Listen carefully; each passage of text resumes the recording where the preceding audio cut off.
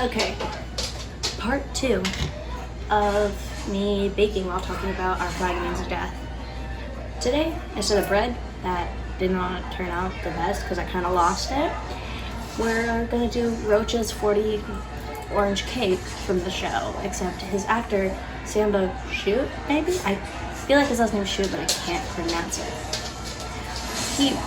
He did the recipe, he made it, and you only need 8 oranges, except I need less than that because I do not make my own orange juice. Draw the line there. Okay, gotta go preheat the oven.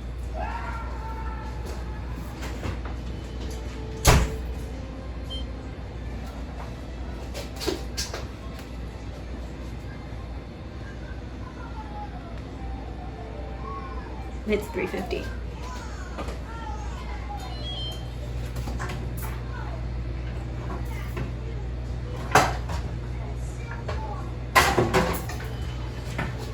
Okay, now we have to zest 2 oranges, except I don't have a zester, so I'm using a cheese grater. I used a cheese grater last time I made our flag means death video. Coincidence? I think not.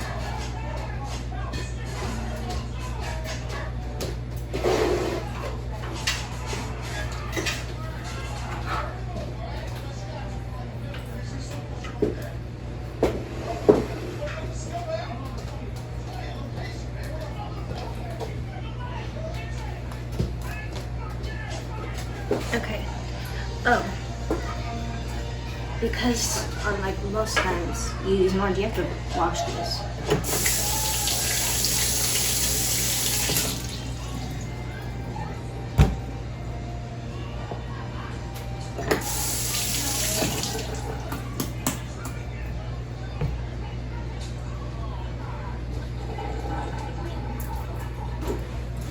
Now you gotta rinse them off because you're stupid. No, you're not. I'm stupid. I don't know why I said that.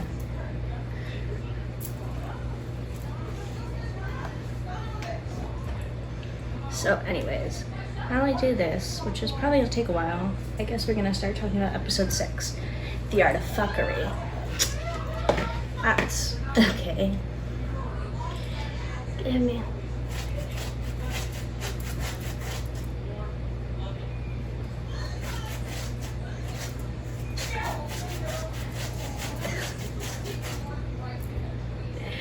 This is gonna take a while, and I'm gonna not talk while I do it.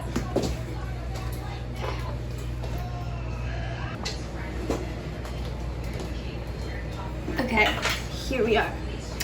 Episode 6, the art of fuckery. This is a very fun yet sad episode. You know how it is. Okay, let me think. Where does the episode start?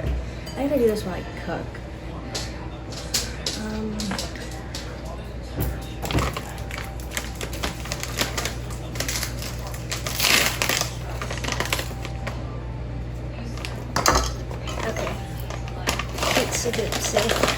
So anyways, I believe the episode starts on the ship, and everyone's like, what the hell, because it looks like they're gonna get beat, but actually it's just Blackbeard fucking around like a weirdo. I mean,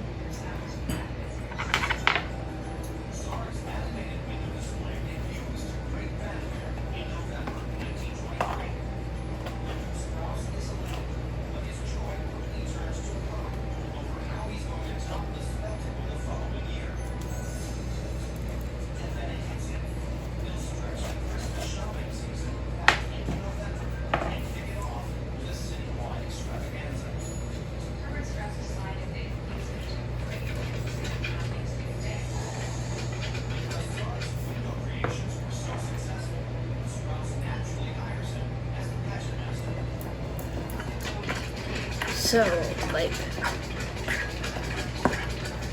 to be honest, I think I'm just gonna do voiceover, because I'm like, but also maybe I don't know. Anyways, I put flour, baking soda, and salt into one bowl.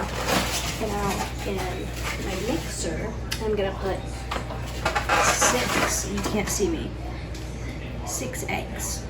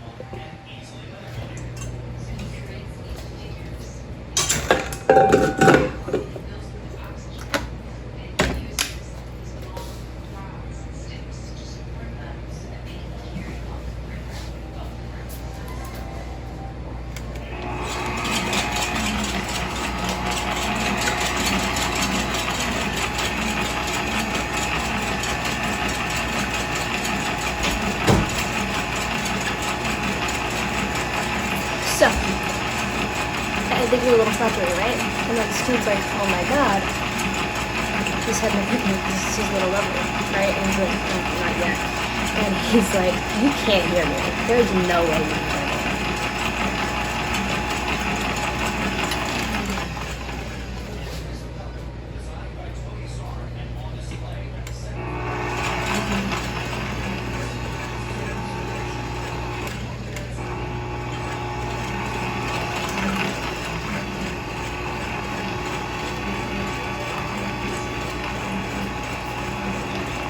Okay, I'm just gonna hope you can hear me. So basically, I can get it for you if you want, because I haven't actually recorded it. I can get it for you if you want.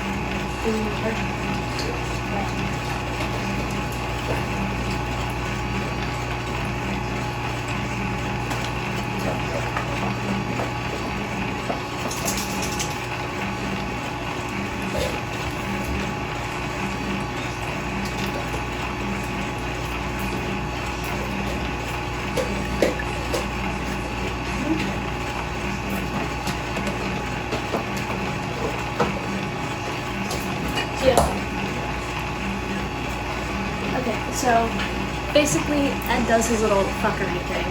He pulls this huge, like, and it's honestly really grandiose and, like, really entertaining.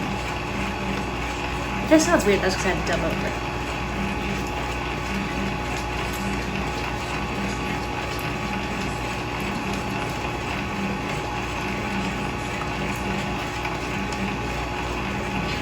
Anyway, so Steve's like, this is so cool, like I want to do this, but on the mean side, flip the switch, guess what Izzy and Blackbeard are talking about? They're talking about how Blackbeard needs to kill Steve, and Blackbeard takes a little step further and he's like, I could possibly just become him, and all that I truly be an aristocrat, which is what happened in the last episode, so he's gonna theoretically take his place. Meanwhile, Steve's like, flip back to Steve. He's like,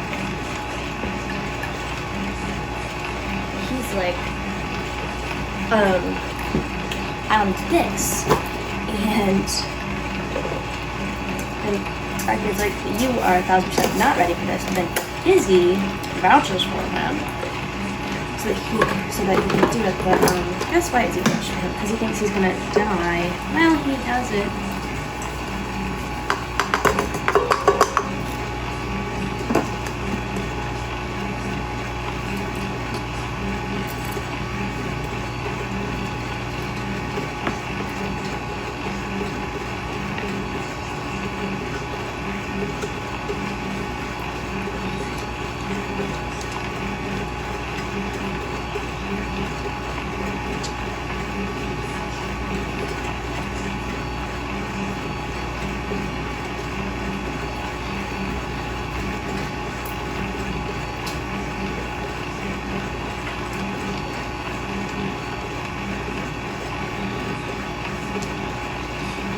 So Steve's playing his little fuckery. He's talking to the crew. He's got Shakespeare out. I believe Jim. We know who Jim is supposed to be, I think, right? No, Jim. They're my main bitches.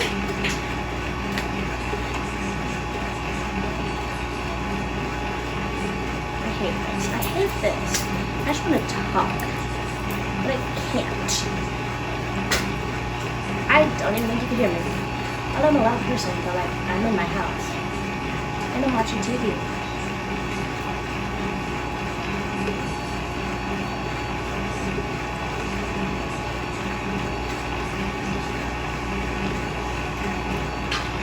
It's not been a minute exactly, but I'm just gonna start adding this.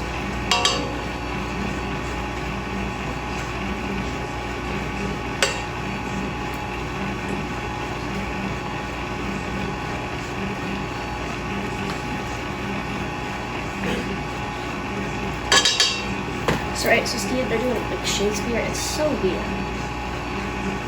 Anyways, Frenchie and Mijan, two amazing characters who I love. I love them. They come out really fucking weird in this episode. Really fucking weird.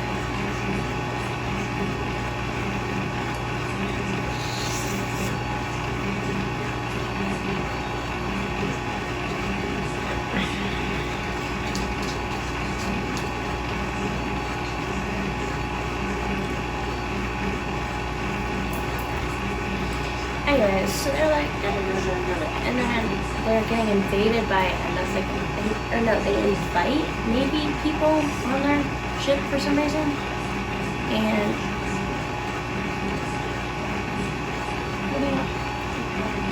okay.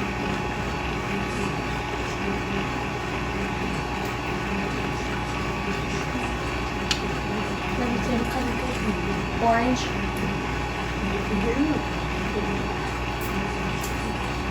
Both, maybe, I don't know.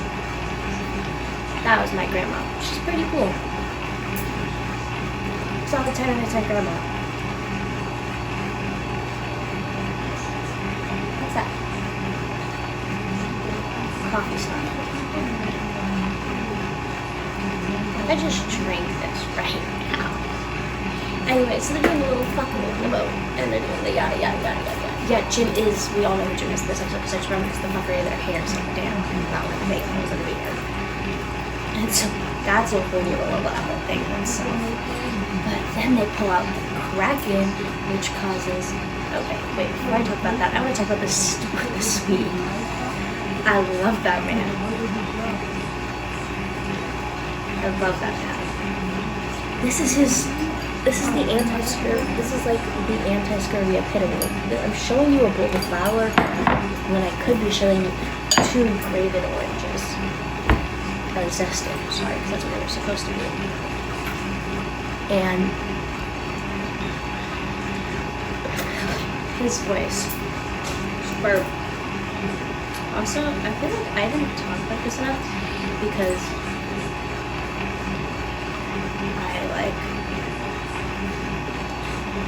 I just didn't. I love Buttons. I love Mr. Buttons. He's amazing. Also, in the last version, I kept saying I couldn't remember his name. I couldn't remember his name. It's in the one day. I don't know why I couldn't remember that. I mean, I could, but I just didn't know how stupid pronouncing it, and I'm sorry. And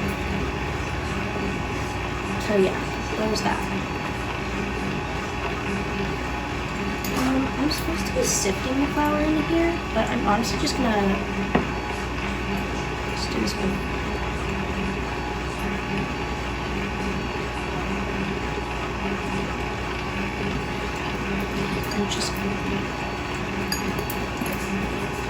I'm just gonna get the chunks out of this.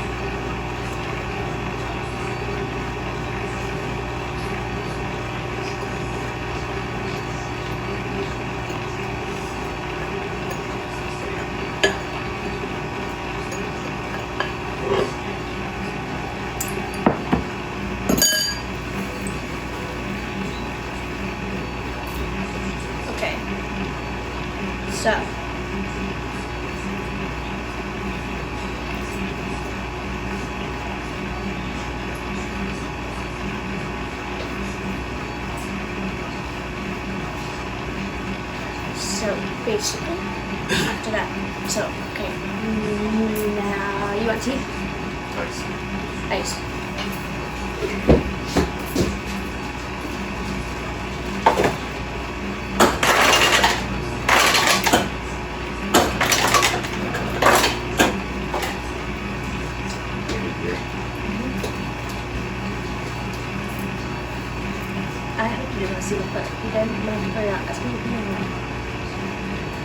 But, so, back to the Kraken. They pull out the Kraken.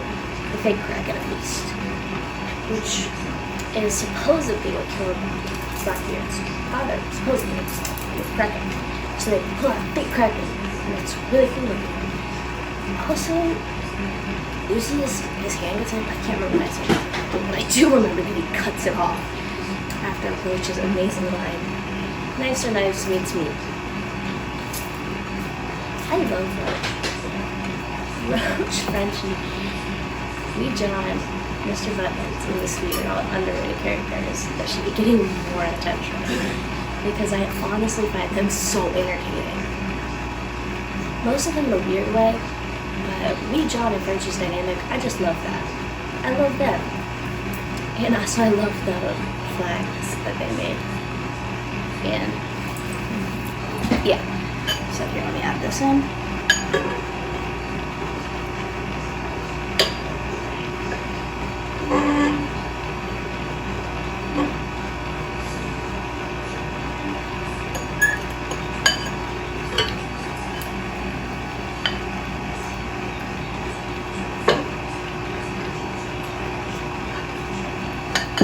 So, that was number 2, by the way. That was my second third. Okay, so Kraken. Oh, boom, boom. Ed comes out. He's crying. Then he runs into Steve's bathtub for some reason.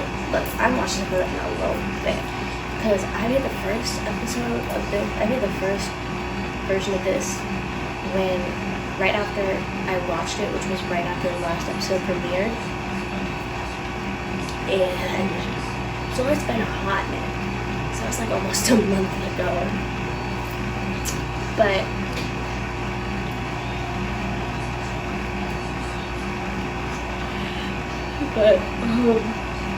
so we find out Ed's whole little backstory. His mom and dad, they want to shoot, right? His dad was super abusive. And oh my, I feel like I'm trivializing this so much because he can't like put into detail how like important this is. But so he ends up choking his dad to death. You know, that's a Kraken. He's crying in Steve's bathroom. Also, he's telling him. He then tells Steve that, yeah, he was going to kill him, and he's really sorry. And he's like, I know how to be friends. And Steve's like, I'm your friend. And he's like, really? You'll forget about the whole, like, I was going to kill you thing? And he's like, if you can forget about it, sure.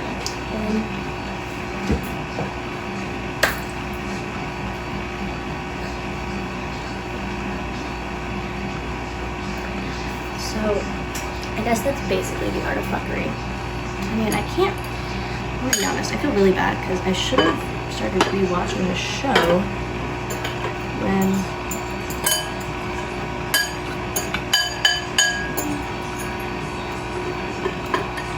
I was decided I was gonna make this cake.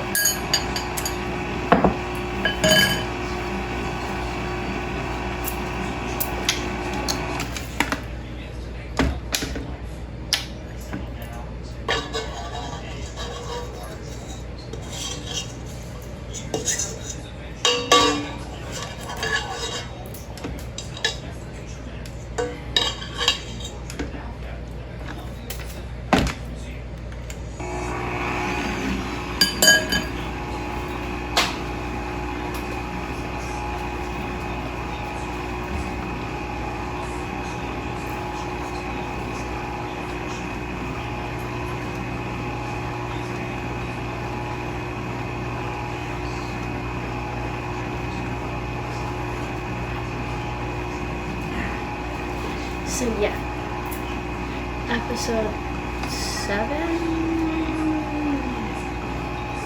Give me 5 seconds, please, so I can figure out the title. But I know what this episode's about. Like, I remember this episode very vividly because it's very important to my life. This Is Happening is the name of the episode, which I think is pretty funny. And this is the orange episode.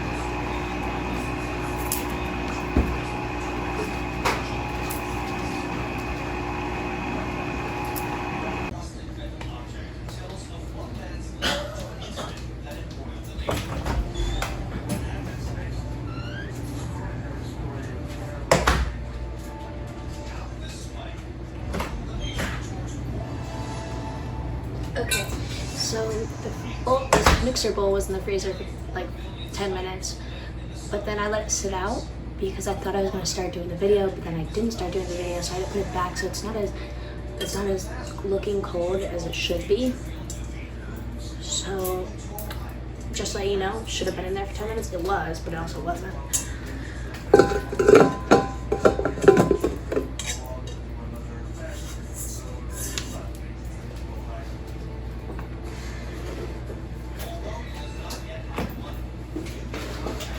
Okay. So, first part.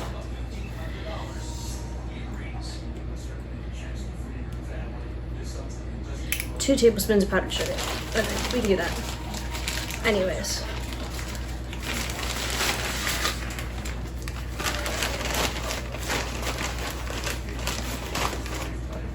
So this episode we're following two little journeys. First journey, Ed, Steed, and Blackbeard. Ed, Steed, and Lucius. They're going on a little jungle adventure because Steed's like, oh my god, Blackbeard thinks I'm boring, so I've gotta do this so he loves me. And I want him to love me and be with me forever. So I need him to like me, and I need him to think that I'm interesting so he doesn't leave. And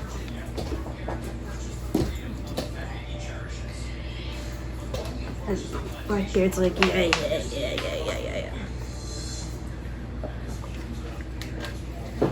So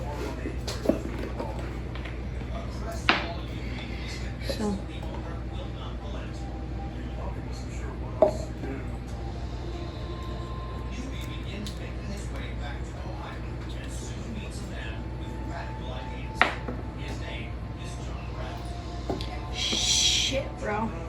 I like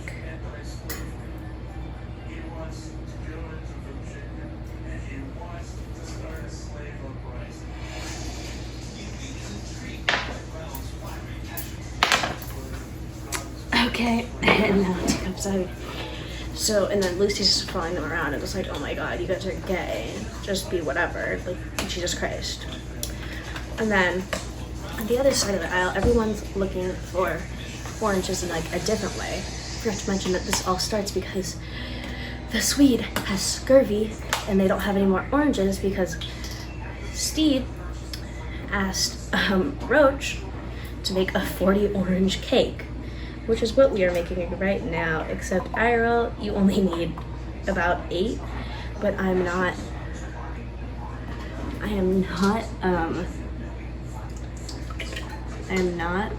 juicing my own oranges because I just refuse to do that for some reason. And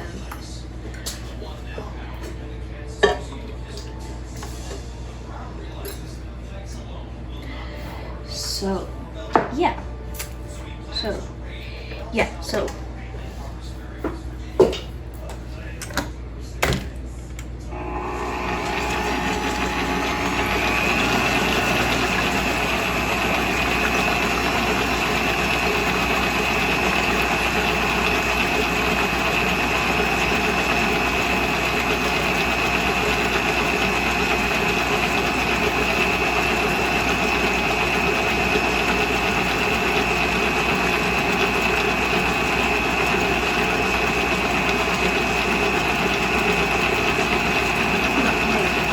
I am not putting it into step to that. Okay, so step 2. Wait, not step 2. I'm going to continue what I'm saying. I hope you can hear me because I know I have to double really loud with mixing the cake, which is so rude because why am I not just louder? I don't want to be too loud though because people in my house are doing their housing things.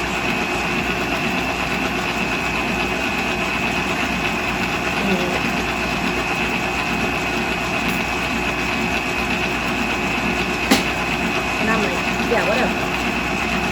Anyways, so basically the Swede, and he's got scurvy and he's like, hey. So they are like dealing with that, so everyone's gotta go get oranges because Christine had Roach make a 40 orange cake earlier in the little departure, which I assume was in the little while that they were sailing before we met them. So what? because I believe they've been sailing for like a month or two at that point already. And oh my god, I just realized when I dub this over, like the other part, it's gonna, if I decide to dub it over, which I hopefully will, honestly it depends on how I'm feeling that day.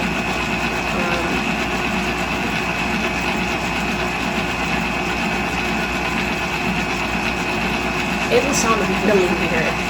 Like, I cannot imagine how it's just like, it's me talking, but then me talking over me talking over a scan mixer, which I didn't use previously, so honestly, kind of my fault, I guess.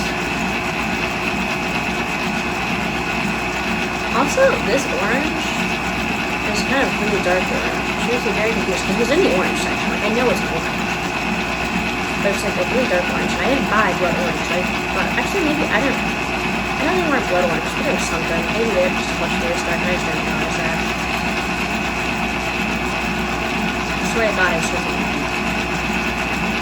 Anyways, I really need to start to cut it up a little bit. Oh shit. That looks like it's gonna take a while. So basically, the gang, not including Ed, Steve, and Lucius, are all like walking around and they find what? An orange tree. Where? A nunnery. Guess who's at the nunnery? Jim's Nan Man. Hopefully I'm smart enough to include, one day, or a week, saying that cute little line because it makes me laugh so hard. What the hell is this?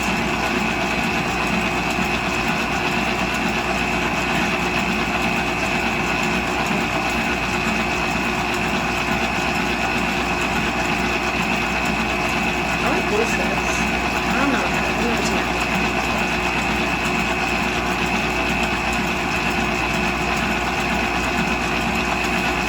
Right? So, cheese almost kills them. Not like Christian like everyone. Hopefully I'm smart and I put pictures and videos in while I edit, like I stop.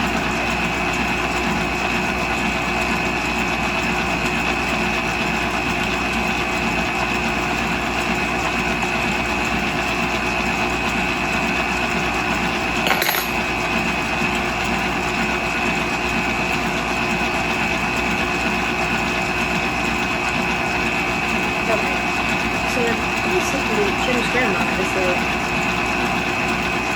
pretty cool. She's a scary ass lady. And honestly, she's like really rich. Jim's why Jim is Jim. Which is a fault and not a fault. Because like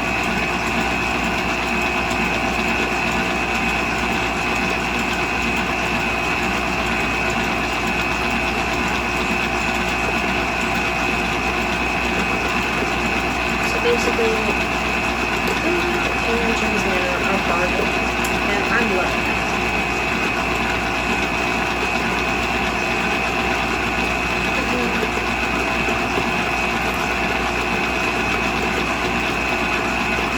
I need to close this.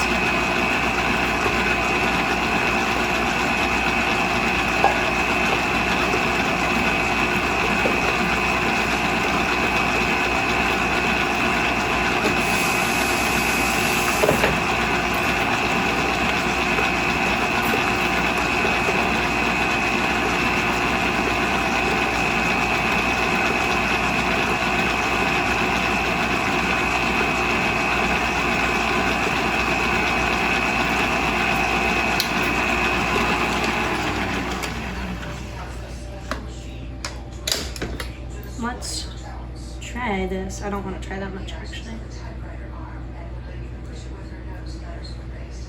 Pretty okay, but I need to add more.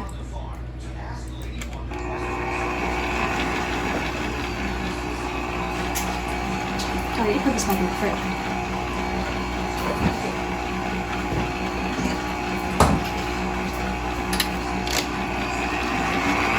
Actually, no, because I need to. Everything's going to the same place. I don't really care about cross-contamination right now, bro.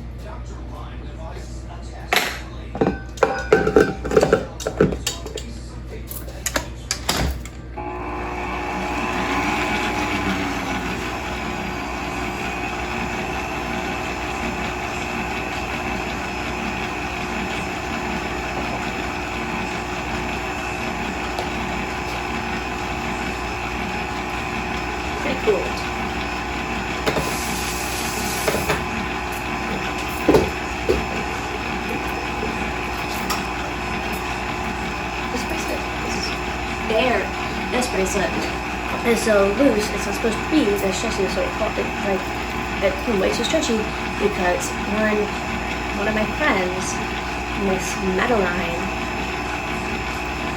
refused to believe this was mine after she stole it from Haley, who found it because I grabbed it, and she stretched it out a bunch because she wouldn't give it back to me. So now one of my favorite bracelets stretched. Like I can still wear it, but it's like annoying because it didn't used to follow as far on my hand, but now it does. I wouldn't take this off.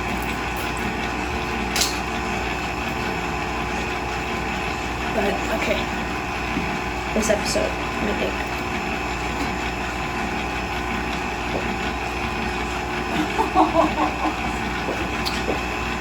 But okay.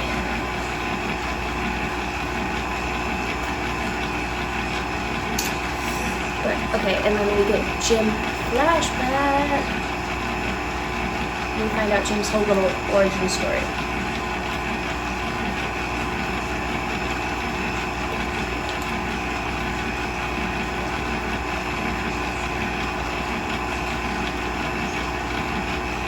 And it made me really, really sad.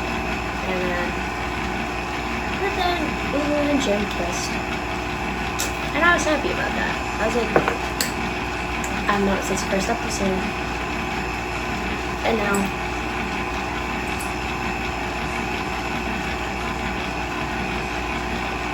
they're together and in love, but not together. And I think this is the episode where Jim lays for a little bit. No, it's not. It's not. But pause.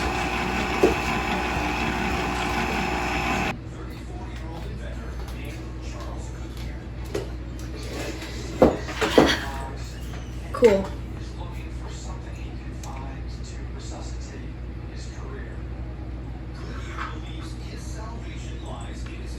So basically, am I recording? I feel like I'm not.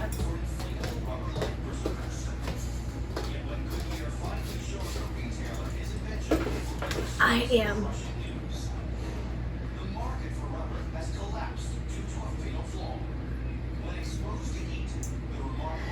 So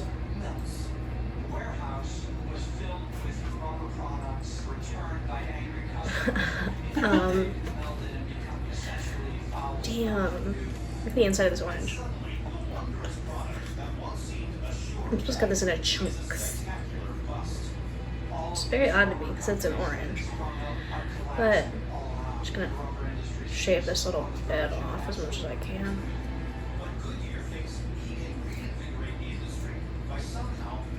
Ew, why didn't the inside of an orange skin look like that? God damn it, I hope this video doesn't get taken down. Just realized with a knife. Well, I mean...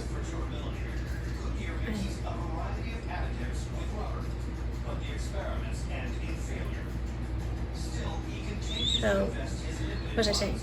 Yeah, okay. Back to...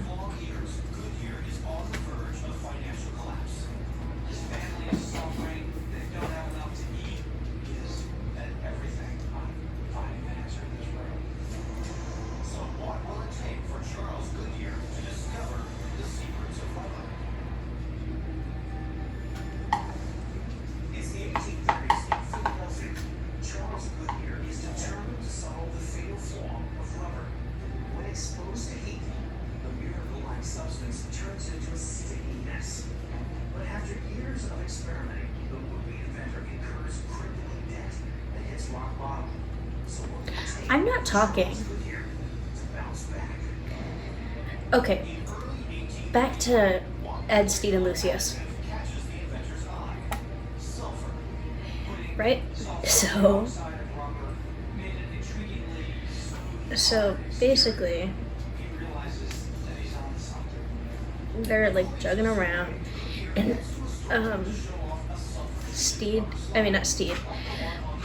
Lucius tells Ed that he's not like chill, and it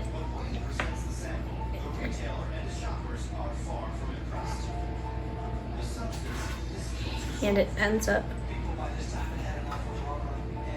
And it ends up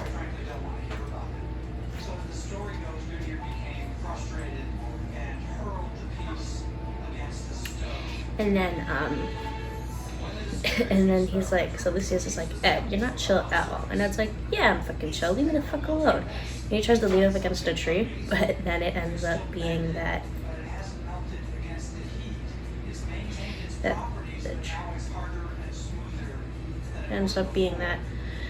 there's a snake in the tree.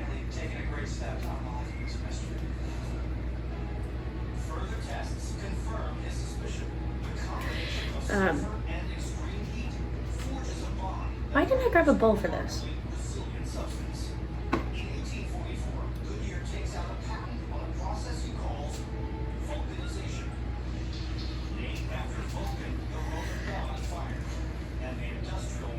The question is this good?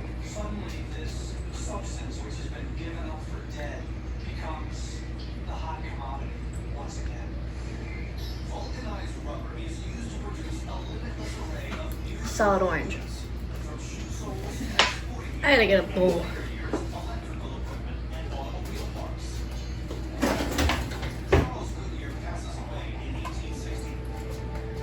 Putting it in an orange bowl.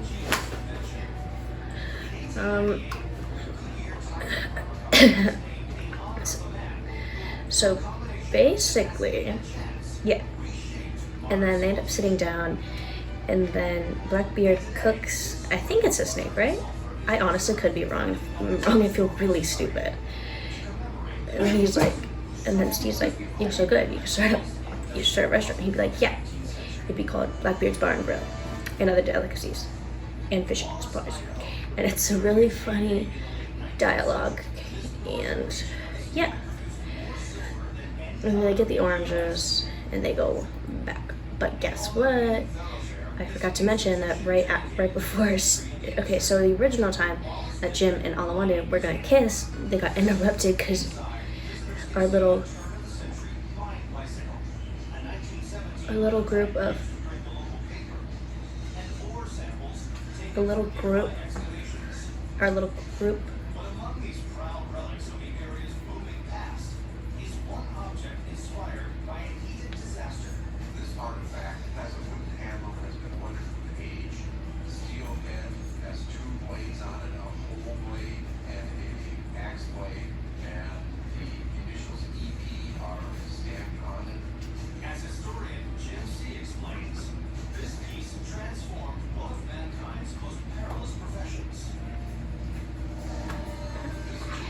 So yeah, they get interrupted. Their original first kiss that they were gonna have gets interrupted by our little group of explorers, and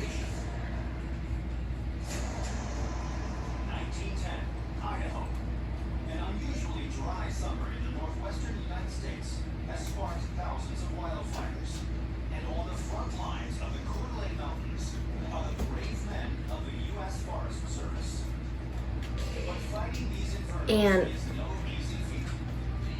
firefighters really didn't have very many resources. They basically had little access to water, and they would use coats and slickers and blankets to try to put those fires out. One of the most experienced is a 44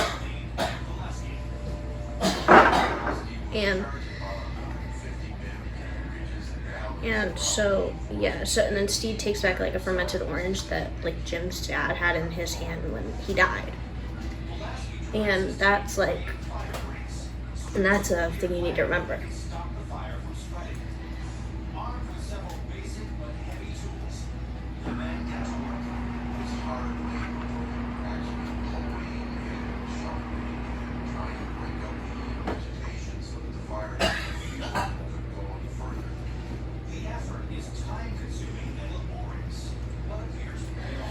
Honestly, this orange kind of looks a bit like tuna.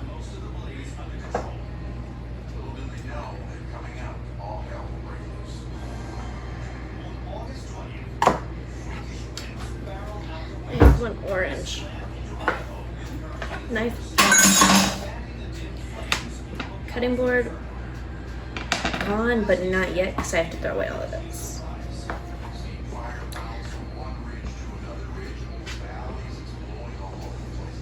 It's cropping up all around them, so the whole forest seems to be exploding with fire. That's sick.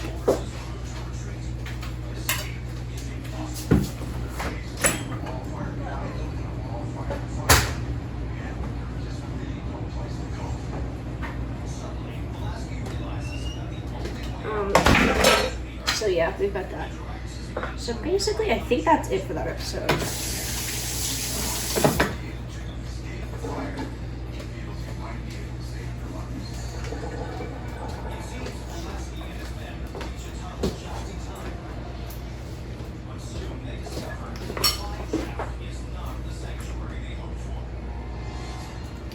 So technically, episode 8 is next, but I literally don't know if I'm going to be able to record this next part.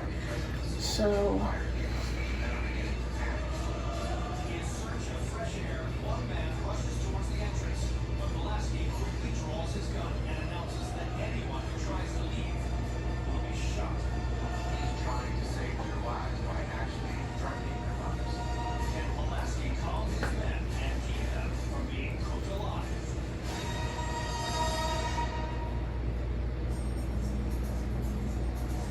It's 1910 in Idaho.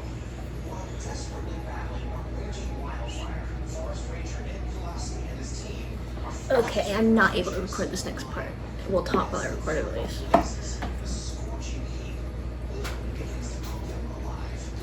So this underground tunnel, 34-year-old inventor named Charles Goodyear Cool. is looking for something he can find to resuscitate his career. Goodyear believes his salvation lies in his latest idea. So basically, am I recording? I feel like I'm not.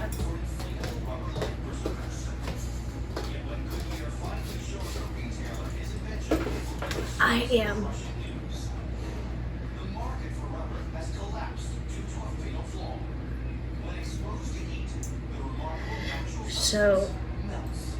The warehouse was filled with rubber products returned by angry customers. um Melted and become essentially foul. damn. Look at the inside of this orange. Suddenly, the wondrous product that once seemed assured I'm just got this in a chunks. spectacular bust. It's very odd to me because it's an orange. But I'm just gonna shave this little bit off as much as I can. Goodyear thinks he can reinvigorate the industry by somehow making the Yeah, why didn't the inside of an orange skin look like that? God damn it, I hope this video doesn't get taken down. Just realized with a knife.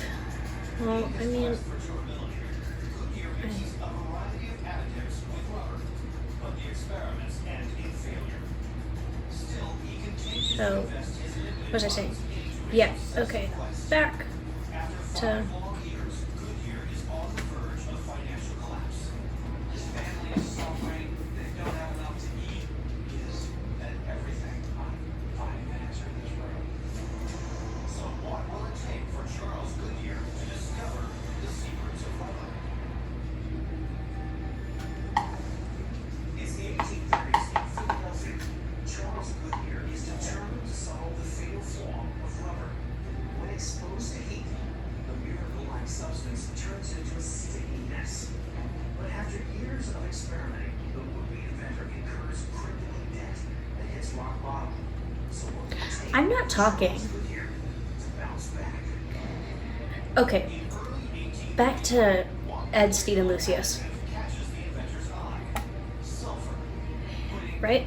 So oxide of rubber made it intriguingly smooth. so basically He realizes that he's on to something. they're like jugging around and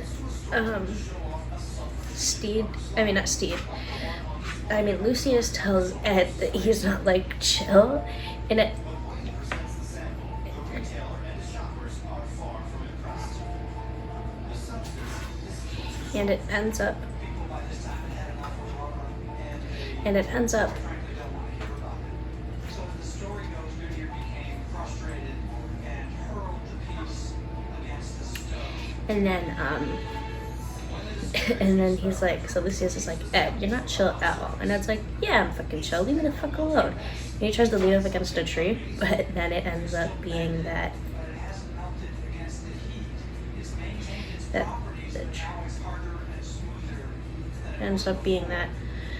there's a snake in the tree.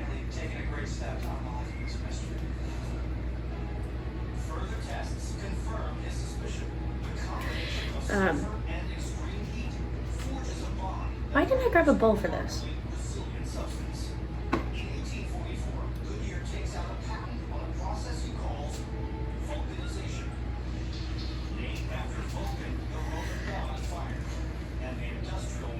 The question is this good? Suddenly, this substance which has been given up for dead becomes the hot commodity once again. Vulcanized rubber is used to produce a limitless array of new Solid orange. from shoe soles and sporting I gotta get a bowl. electrical equipment and automobile parts. Charles Goodyear passes away in 1860. But his legacy Putting it in an orange bowl.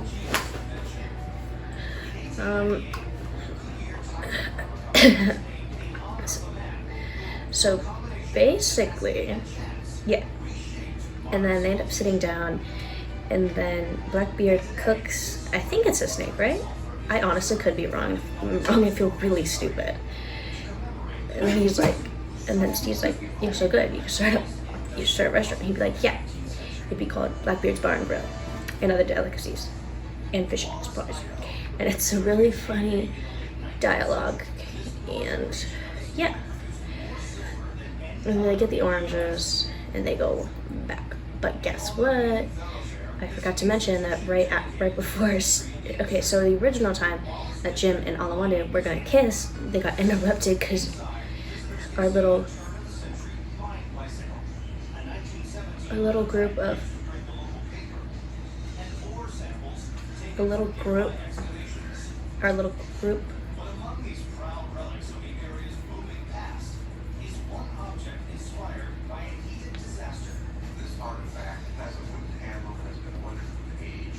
The steel head has two blades on it, a whole blade and a axe blade, and the initials EP are stamped on it.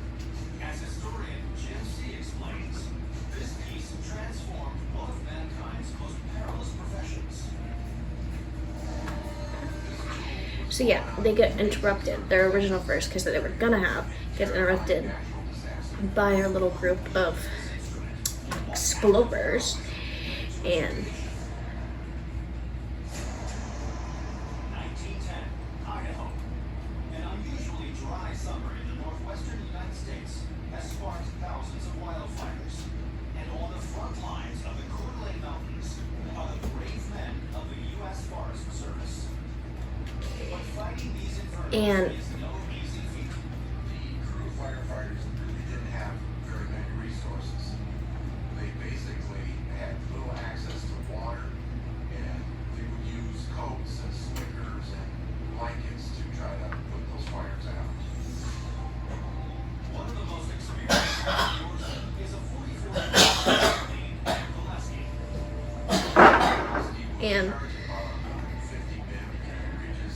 and so yeah, and then Steve takes back like a fermented orange that like Jim's dad had in his hand when he died, and that's a thing you need to remember. Stop the fire from spreading. Armed with several basic but heavy tools, the men get to work. It's hard labor, actually pulling and sharpening and trying to break up the vegetation so that the fire could go on further. The effort is time-consuming and laborious, but appears to pay off. Honestly, this orange kind of looks a bit like tuna. Most of the blaze under control. Little did they know that coming out, all hell will break loose. On August 20th, freakish winds barrel out the I way. have one orange knife, cutting board gone, but not yet because I have to throw away all of this. See fire bounce from one ridge to another ridge in the valleys. It's blowing all over the place. It's cropping up all around them. So the whole forest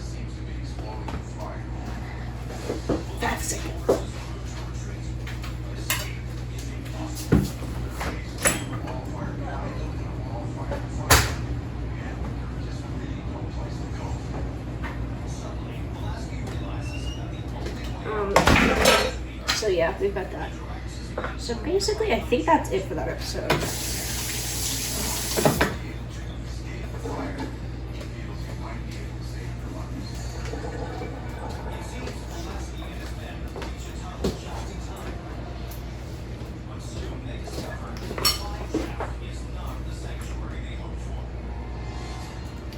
So technically, episode 8 is next, but I literally don't know if I'm going to be able to record this next part. So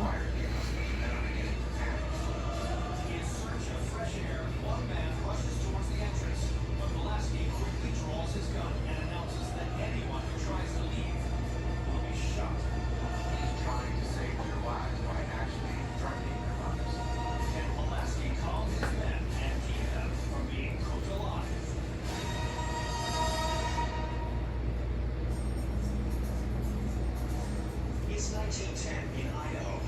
While desperately battling a raging wildfire, Forest Ranger Ed Pulaski and his team are okay, I'm not able to record this next part. We'll talk while I record it at least. the scorching heat literally begins to cook them alive. So this underground tunnel. This roughly human object tells of unprecedented devastation. I think the story is because Okay, so this is the Calico Jack episode. We go way back, I think. This is a fucking weird episode, but like in a good way. Like I love it. Like it's episode 8, right? Yeah, it is. Okay, so before that, I just want to say, so this is one of the cakes, which it looks fine, right? This is the other one. This one I'm gonna use as a top layer, and then I'm gonna figure out this situation, because this is like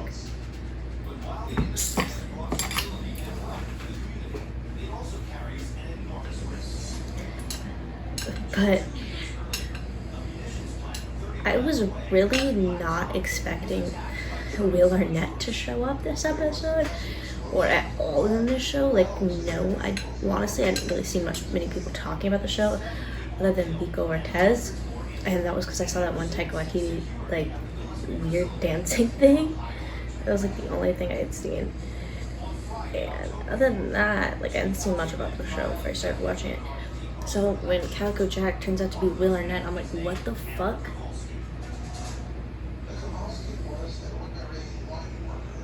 The newly married Slovak immigrant is working in Building 611, assembling munition shells. Work is proceeding like any other. Then, at 7:40, So I'm just gonna hope that that works fine. by a thunderous blast, a massive explosion rips through Building 611, reducing it to a blazing pile of rubble. And heat from the blast ignites a fire which begins to spread. Emergency personnel race to the scene to stop the blaze. But they can't contend with the powerful inferno. the firefighters were forced to retreat. They did not have adequate water to put out the fire. Then, the unthinkable happens. Munition stockpiles throughout the plant erupt in a calamitous chain reaction. The blast became more severe, louder and louder, and the sky lit up with these great bursts of color. As workers scatter, shells like the 75mm casing from the Thomas Ward Historical Museum fall all around them. It was panic. It was terror. Then artillery bombs begin to careen into the nearby town. Citizens flee their homes as shells rain down on the city streets. Helpless authorities can do nothing but wait for the chain of explosions to subside. Then, on Sunday night, 48 hours after the first explosion, the flames finally die down. When the smoke clears, over 300 buildings have been destroyed, and more than 100 people, Shit. Anyways, Calico Jack's an ass. I fucking hate that man. workers and townspeople press authorities for an explanation as to what caused the initial explosion. And Search for answers. Some notice unsettling similarities. fucking, he's such a weirdo. And he kills Carl. He's such an asshole. He kills Carl. So was this devastating disaster actually an act of German sabotage?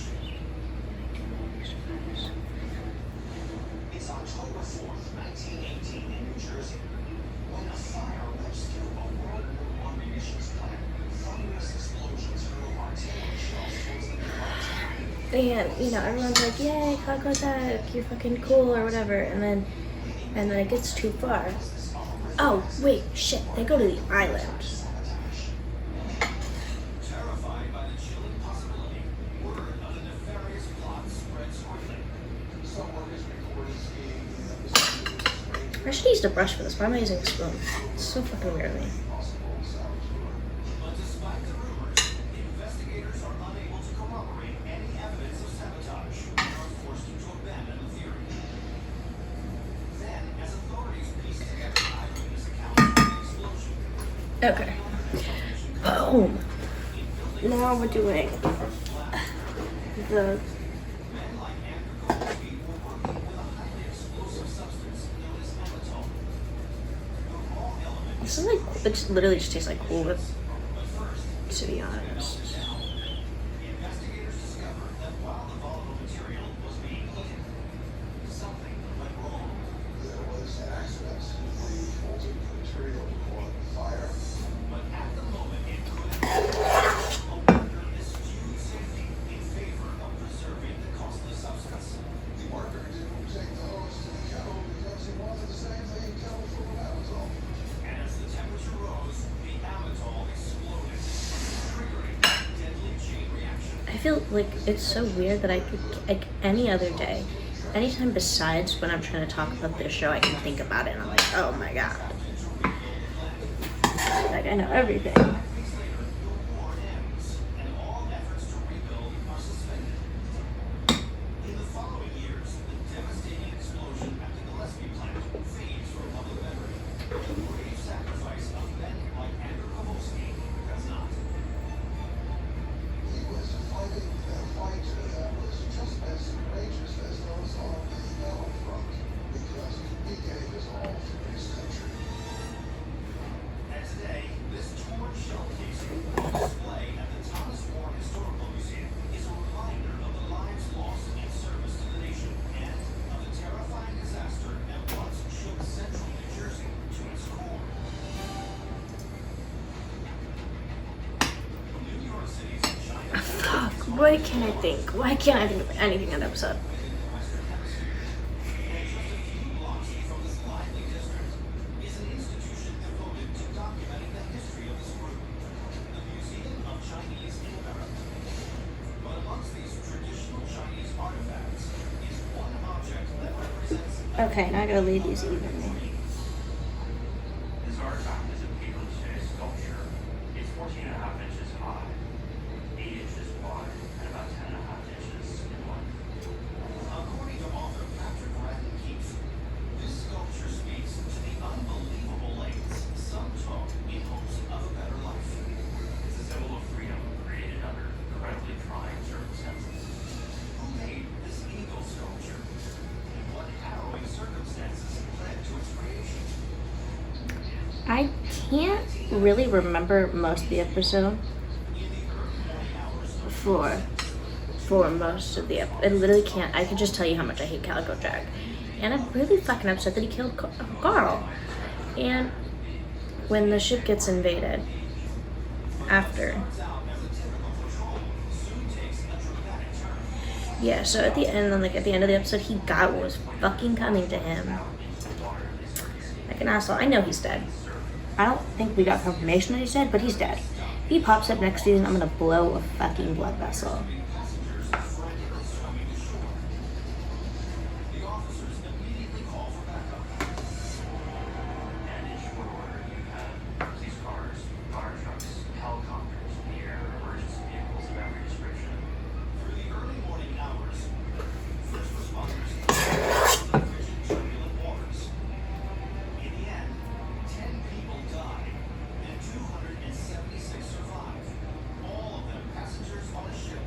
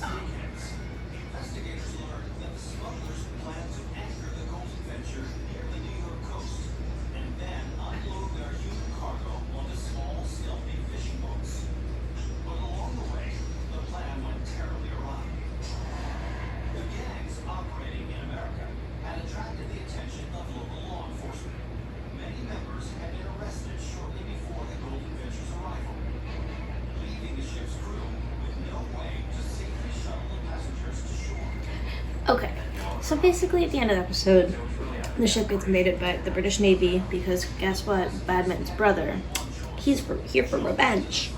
On the revenge. So who organized this massive human smuggling ring? The investigators suspect that the brains behind the operation is an infamous trafficker known as Sister Pink. Hogan is a single middle-aged I need a second. Please. in fact run a smuggling operation since 1984. The profitable enterprise has made her into one of the FBI's most wanted Asian crime figures. Sister Payne was an important target. She had been responsible for a series of other smuggling incidents. And because she managed to get away for so long, So anyways, The FBI discovers that in the wake of so a file disaster, Sister Ping has fled to China. Will a notorious criminal mastermind be brought to justice?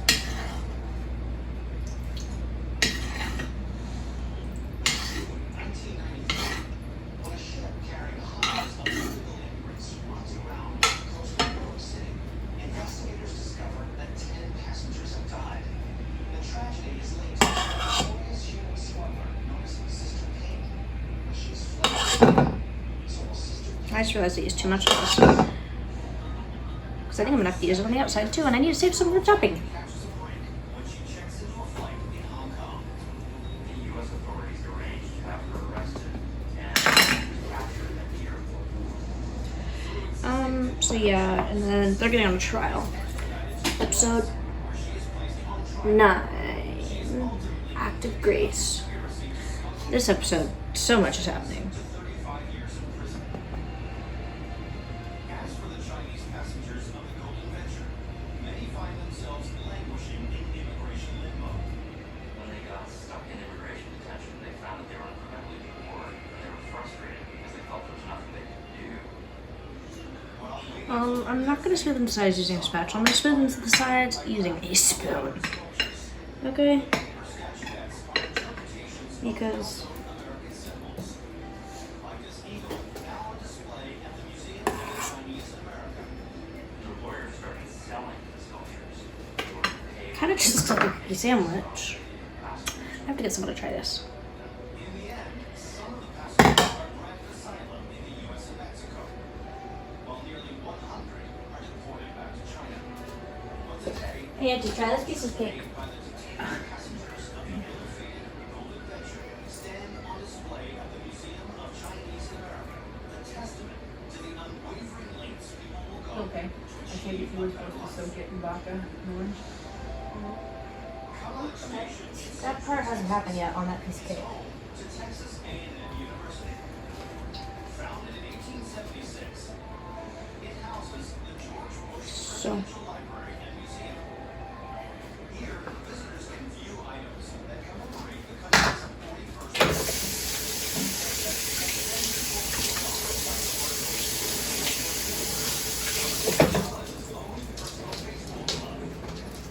But there's one artifact here which honors another famous Texan.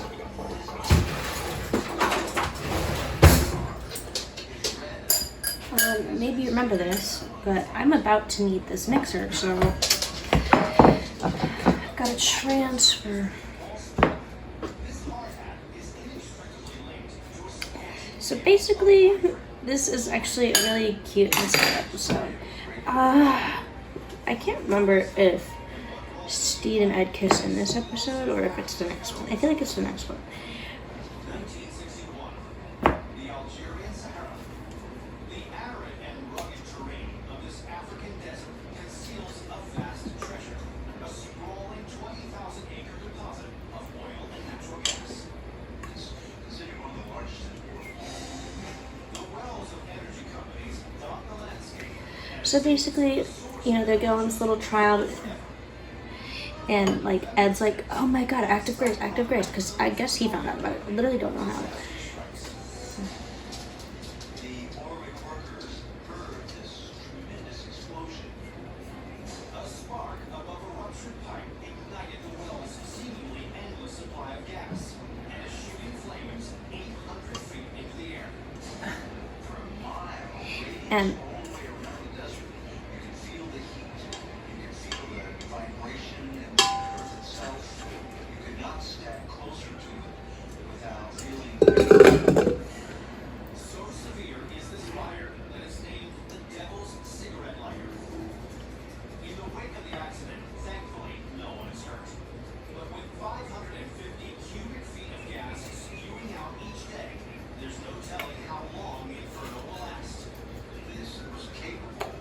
I could be in the restaurant business.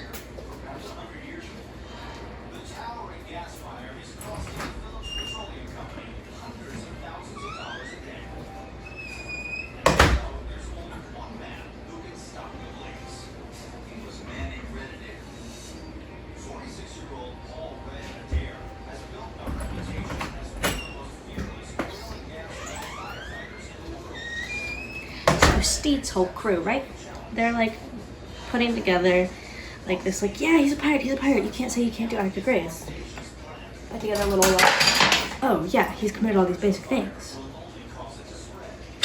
He determines that he has only one option: to suck the life force out of the inferno with a nitroglycerin explosion. I'm just gonna put that there, but I need to get rid of that. I think I bought too many oranges, to be honest. I was supposed to use fresh orange juice, but really, I mean, I did, but I bought it. But it is fresh. I got a squeeze this morning. Thank you at the farmer's market. 2.5 cups. Fuck, do I have cornstarch? To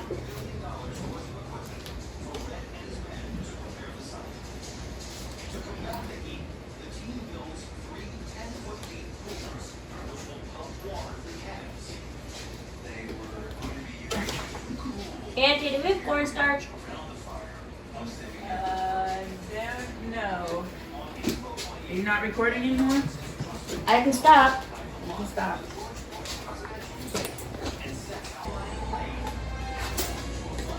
So basically, yeah, so they're like, yeah, he's a pirate. Let him do act of grace. Don't kill him. Because, you know, act of grace. If you were a pirate and you're like, I'll give up pirating, all you have to do is call act of grace, and then they'll like let you live or whatever. Pretty cool of them, I guess. But you have to like work in servitude for them for, I think, 10 years.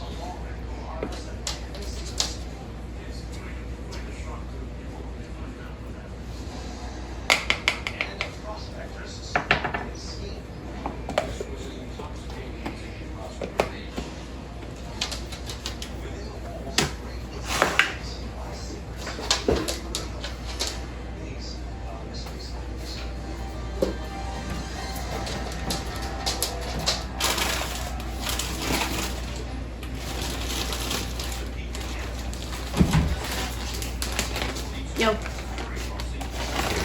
Cornstarch or not? Yeah, I do.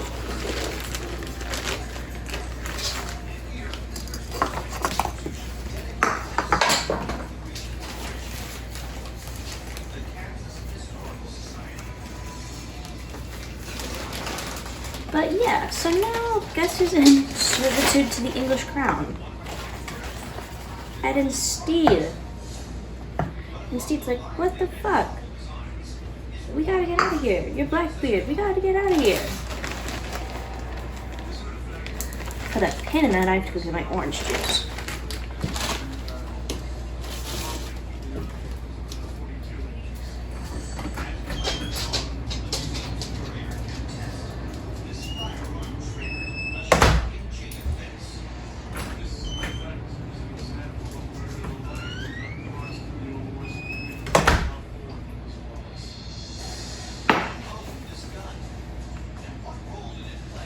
Two and a half. July 1882, Caldwell, Kansas. This rough and tumble cattle town is plagued by uncontrollable violence. It was not a safe place for a lot of people to be. Cowboys came into town. They usually let off steam and they usually lit a fire on us. With a lot of men we could settle the matter. He would be the one on releasing in the fire on us.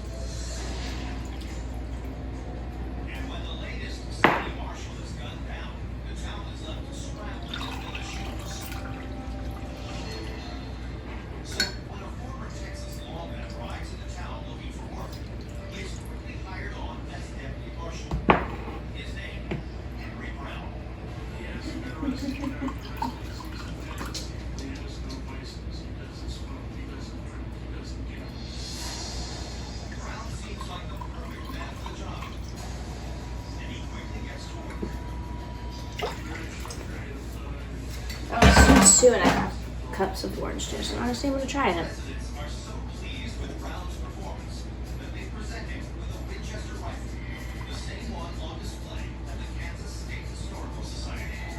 And it is a little plant that raise presented to ancient for services rendered to the city of Caldwell. For the next 8 months, Brown further endears himself to the townspeople. He seems to be settling down by taking the bride. He has every appearance of someone who is going to be in Caldwell for a long, long time.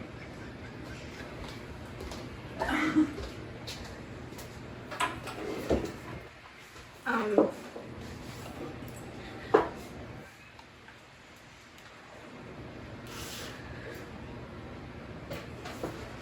okay, so right now we're making the buttercream, and I'm gonna finish episode 9.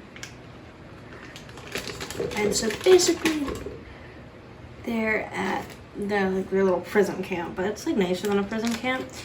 And anyways, when they're saying they're Anyways, when he's like signing into his little prison camp, he's like, yep, my name's Edward Teach. He's like, yep, that's my name, Edward Teach, born on a beach. Anyways, I really like that, okay? So, it's a cute little rhyme. And I believe I've heard it before the show. But, yeah. So, that's basically all of episode 9. Keep in mind that I could be getting episode 9 and 8 out of order because they are, like,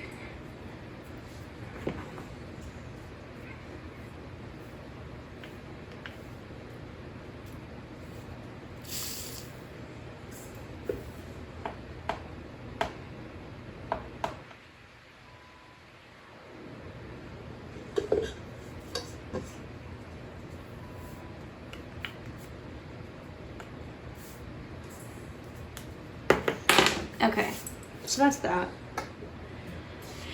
So pretty much that's episode 9, I think.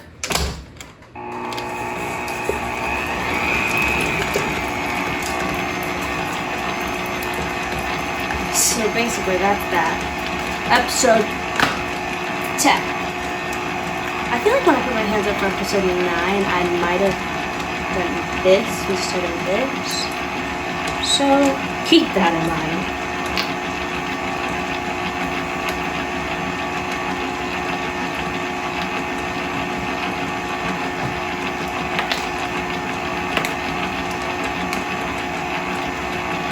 I just want to say, I had never before made a successful buttercream, which is what I'm trying to make right now. The buttercream I made the first time was fucking terrible. It was so gross. Because I don't know what recipes I was using, but they made me put in like fucking 6 cups of powdered sugar. And I was like, whatever, but okay. That was not good. I kept adding more cacao powder and more cacao powder. And then guess what? It did not get better, and I hated all of it. It was terrible. Okay, episode 10.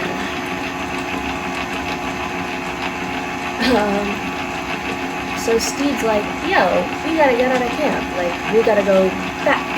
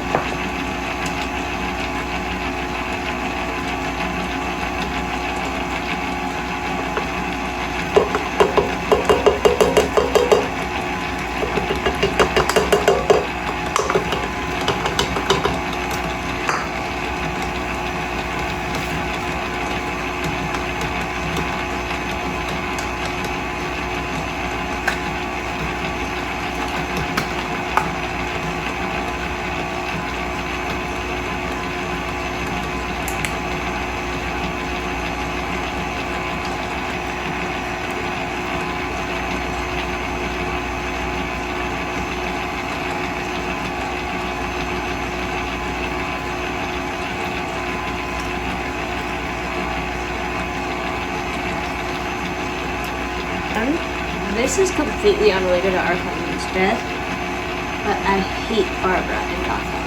She makes me want to die. And don't leave any spoilers in the comments. I'm only in the first season. But I already hate her.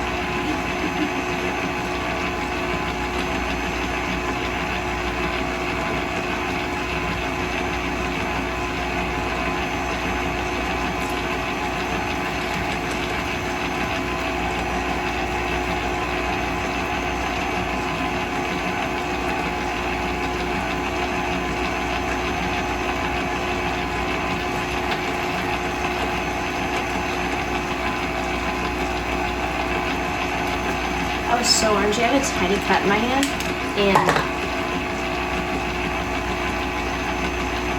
anyways, if the Swede was living in the 21st century, or I mean, I guess they made extracts back then.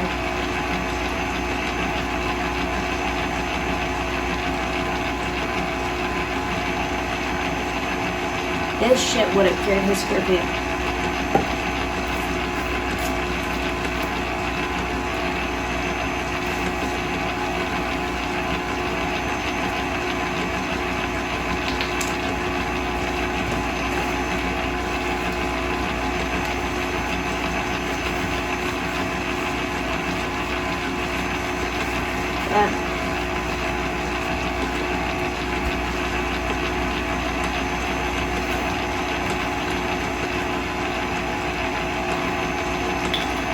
God, I fucking hate Barbara. She's so annoying. So, anyways, Ed and Steve, before they escape, have this cute little kiss on the docks. And that's cute and all. But then they're like, okay, let's escape. Let's go to China. And then Ed comes up with this whole thing, right?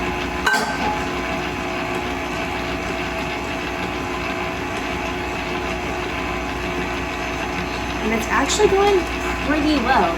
Until the guy who's supposed to live with Steve, it's Badminton's twin, who's also Badminton, because they're twins and that's their last name.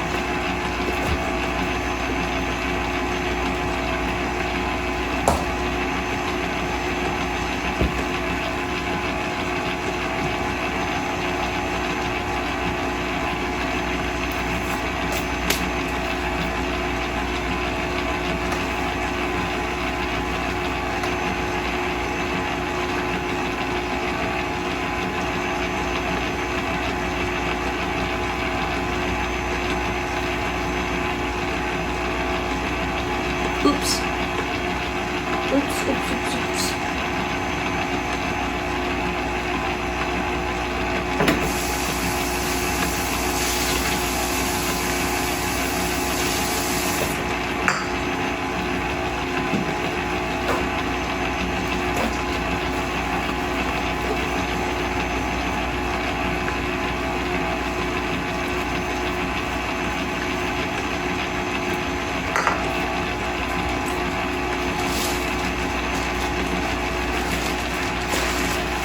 So anyways, Badman, he makes Steve so upset. He's like, you ruin everything you touch. You ruined your family. You even made Blackbeard, the world's most infamous pirate, most feared man alive, go soft. And then he's like, let's just freak out. And then guess who doesn't need at the dogs because he almost dies, because guess who almost shot him? Badminton number 2. He's honestly a bigger loser than Badminton number 1.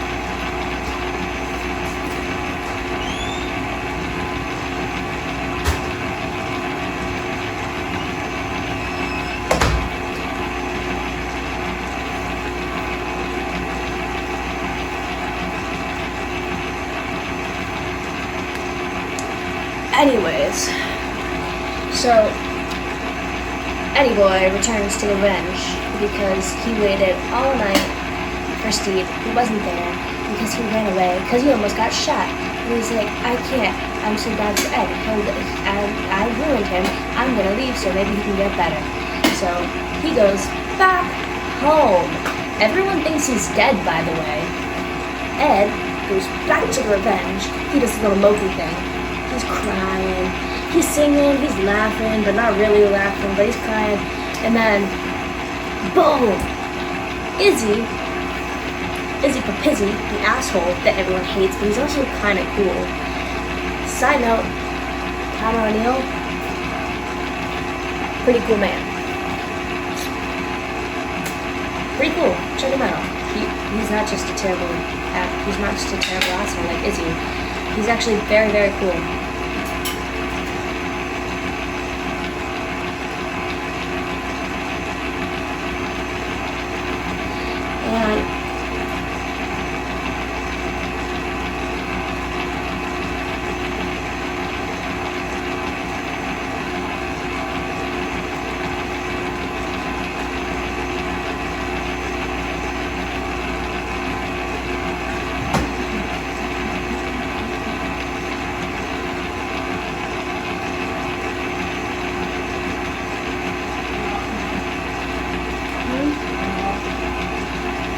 And I'm actually not. I'm literally just staring at the camera right now. Like, I have thoughts and I'm not saying anything. I'm actually just staring at the camera. It's really funny. I can turn it off.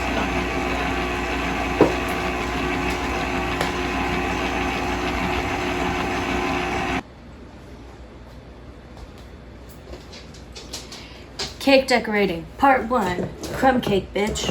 That was very rude. I'm sorry. I don't know whether or not I should put it on the bottom, but I feel like I'm not gonna. So, anyways, this buttercream tastes really good. A lot better than the first one I made. So anyway, where was I on? Oh yeah. So now that Ed is back on the revenge, and so yeah, so he's like, so they're like, everyone on the ship, they're like, they're supporting Ed being artistic, and they're like, oh, he's going through this little breakup phase. Honestly, really sad. R.I.P. Anyway, R.I.P. their relationship. But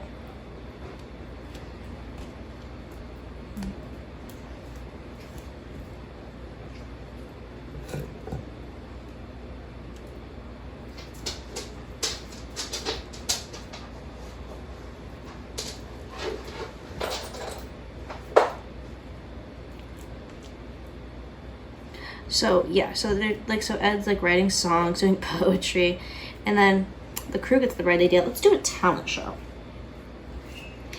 So, and then in between when the talent show is supposed to happen and where we are right now,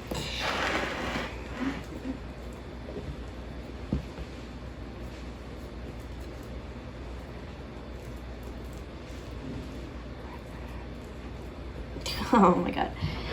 So in that time, Izzy comes up to him and he convinces him, like, you're not Blackbeard, you're a weak pansy little baby crying over his boyfriend, whatever the fuck he says. What? Seriously, you can't actually empty the cat litter all the way? I didn't? No, you have cat litter on the bottom of the box. Okay, I'll fix it before I go to bed, okay?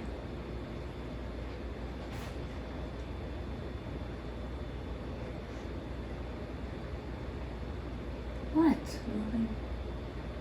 What? When you change the cat litter, you have to empty the box completely. Okay. That's why it starts to stink so bad.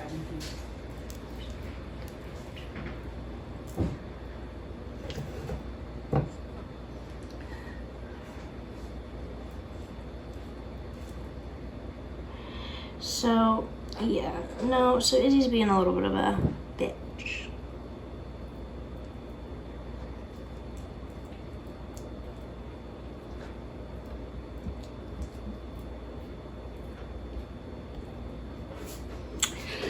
So,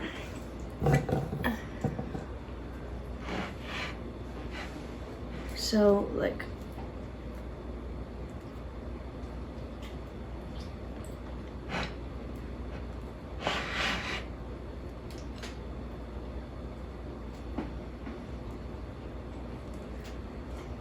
but yeah, so Ed is like, oh, he's so sad, and he throws Lucius off the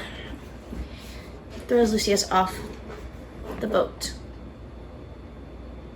And then, you know, he goes full Blackbeard. He puts, he does little, because he had to shave his beard when he went to the prison camp. I think I forgot to mention that. I know I forgot to mention that.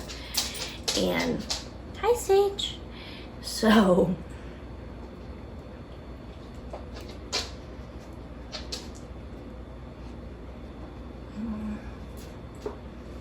you can't see me, you can't see that I'm dancing.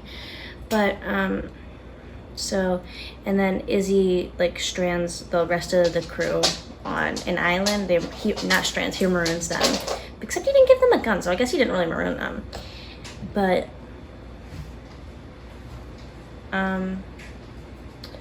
yeah. So, and then, but the only people who are left are Frenchie, because he can sew, and Jim, because Jim's Jim, probably. If you know Jim, you know what's up, like.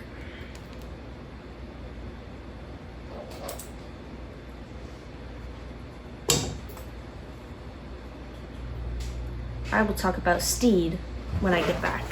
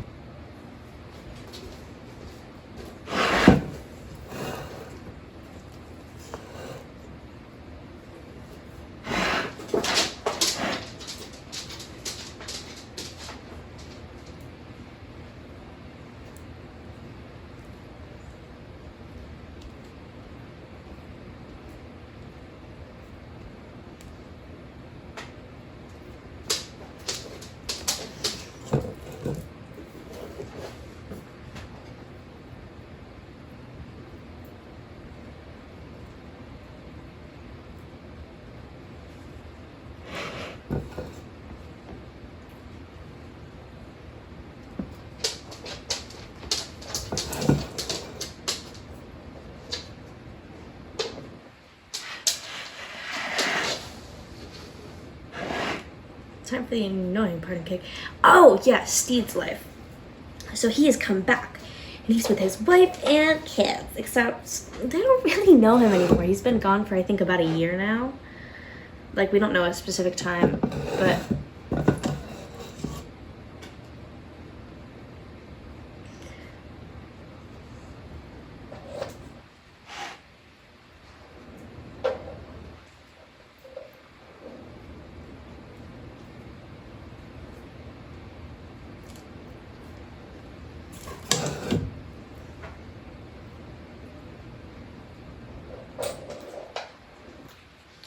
So, yeah. So his wife cheating on him. Also, she's joined a widow's club, which I think is really funny.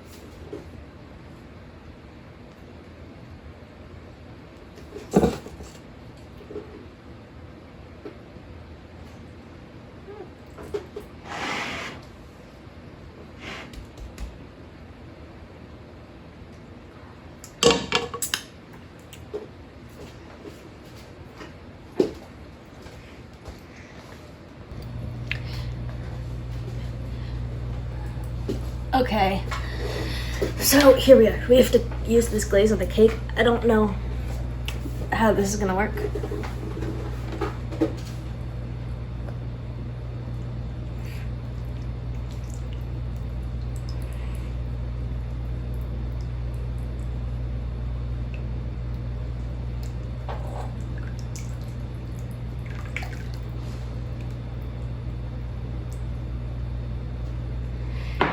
this did not work. So, shit.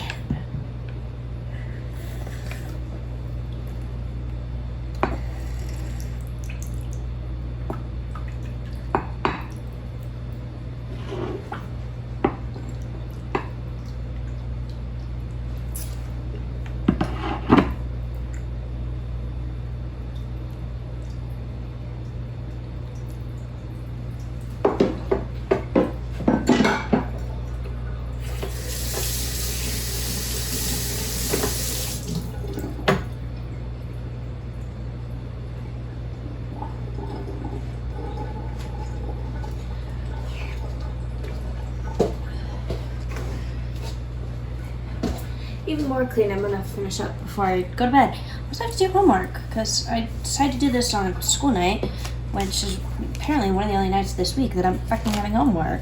So I'm just gonna sweep that away.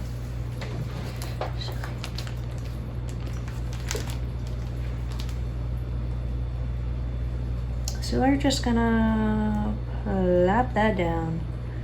Plop that down. Plop that down. Plop that down. Plop that down. Plop that down. Oh shit, yeah, see. So basically, you know, his wife is cheating on him, and then eventually she tries to kill him.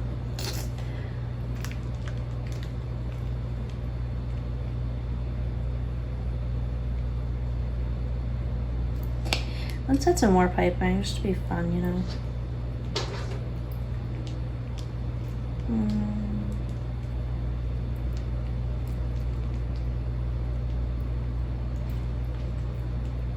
Oh, so yeah. So she eventually tries to kill him, and you know. Then she ends up helping him stage his own death, you know. And then, oh, by the way, him and his daughter, they now each have a half of Jim's dad's orange.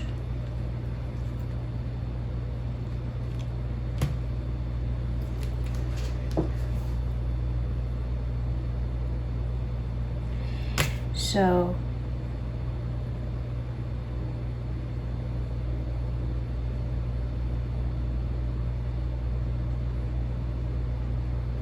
but yeah, and then so eventually Steve fuckeries his way to fake his death, and then obviously that works because he was taught by the best, aka Blackbeard, aka his boyfriend, who he loved. But now he's seen the light, so he's like, okay, I'm gonna go back for my boyfriend. So he takes a little sailboat. Also, he's renounced his whole family's wealth. He takes a sailboat, and he's trying to go. And but guess who he sees on his way to find Ed? The crew, marooned.